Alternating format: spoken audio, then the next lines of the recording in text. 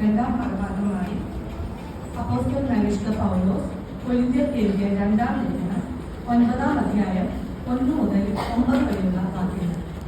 2 കൊരിന്ത്യർക്ക് 9-ന്റെ 1 മുതൽ 9 വരെയുള്ള വാക്യങ്ങൾ. വിശുദ്ധന്മാർക്ക് വേണ്ടി നടത്തുന്ന ദ്രവ്യശേഖരത്തെക്കുറിച്ച് നിങ്ങൾക്ക് എഴുതുവാൻ ആവശ്യമില്ലല്ലോ. അഖായ കീഴാണ്ട് മുതൽ ഒരുങ്ങിയിരിക്കുന്നു എന്ന് ഞാൻ നിങ്ങളെക്കുറിച്ച് മക്കതോന്യരോട് പ്രശംസിച്ചു വരുന്ന നിങ്ങളുടെ മനസ്സൊരുക്കം ഞാൻ അറിയുന്നു. നിങ്ങളുടെ എഴുതുകൾ മിക്ക പേർക്കും ഉത്സാഹ കാരണമായി തീർന്നിരിക്കുന്നു. നിങ്ങളെക്കുറിച്ച് ഞങ്ങൾ പറയുന്ന പ്രശംസ ഈ കാര്യത്തിൽ വ്യക്തമാകാതെ ഞാൻ പറഞ്ഞതുപോലെ നിങ്ങൾ ഒരുങ്ങിയിരിക്കേണ്ടതിന് തന്നെ ഞാൻ സഹോദരന്മാരെ അയച്ചത്.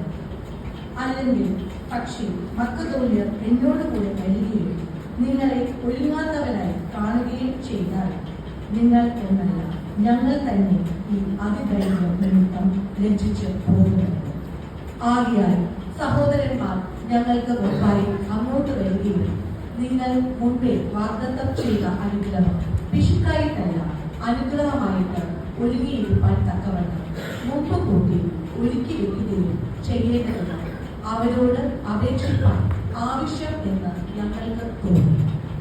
എന്നാൽ ലോപമായി വിതയ്ക്കുന്നവൻ ലോപമായി കൊയ്യും, ധാരാളമായി വിതയ്ക്കുന്നവൻ ധാരാളമായി കൊയ്യും എന്ന് ഓർത്തുകൊള്ളും.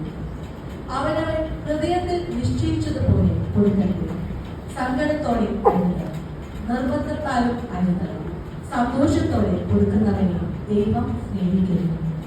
നിങ്ങൾ സകലത്തിലും എപ്പോഴും പൂർണ്ണ തൃപ്തിയുള്ളവരായി സകല സൽപ്രവൃത്തിയിലും പെരുകി നിങ്ങളിൽ സകല കൃപയും പെരുക്കുവാൻ ദൈവം ശക്തനാകുന്നു.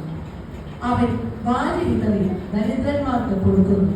അവന്റെ നീതി എന്നേക്കും നിലനിൽക്കുന്നു എന്ന് എഴുതിയിരിക്കുന്നു.